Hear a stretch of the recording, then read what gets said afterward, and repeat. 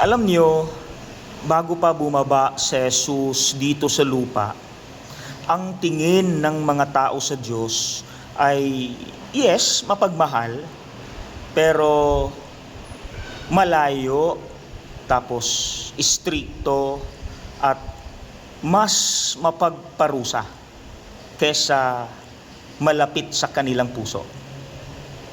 Kaya, bumaba si Jesus para ipakita na ang Diyos ay inyong kasama, mahahawakan, hindi malayo, hindi istrikto, puno ng pagmamahal. Pero ang problema, may mga kapatid tayo na pinagpipilitan talaga nila na ang Diyos ay sarado ang puso.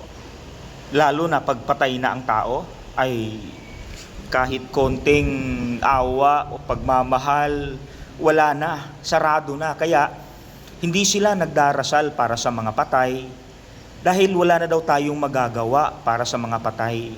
Kasi hahatulan, lilitisin na sila ng Diyos. Tama ba yun?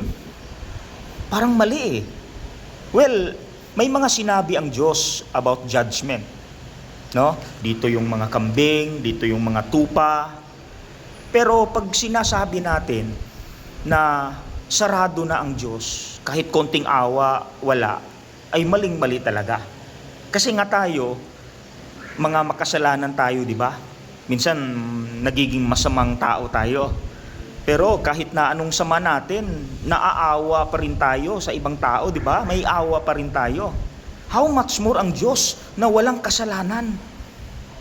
Kaya, maling-mali pag sinasabi natin na pagpatay na ang tao o talagang napaka-makasalanan ng tao ay saradong-sarado na ang Diyos na kahit konting awa ay wala. That's wrong.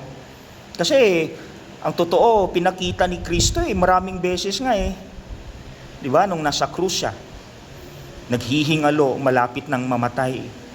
Pagkatapos ng lahat ng pasakit na ginawa, yung mga tortures, mga pagtataksil na ginawa bago siya namatay, ay nagawa pa niyang hingin sa Ama, Ama, please forgive them, patawarin niyo po sila sapagkat hindi nila alam ang kanilang ginagawa.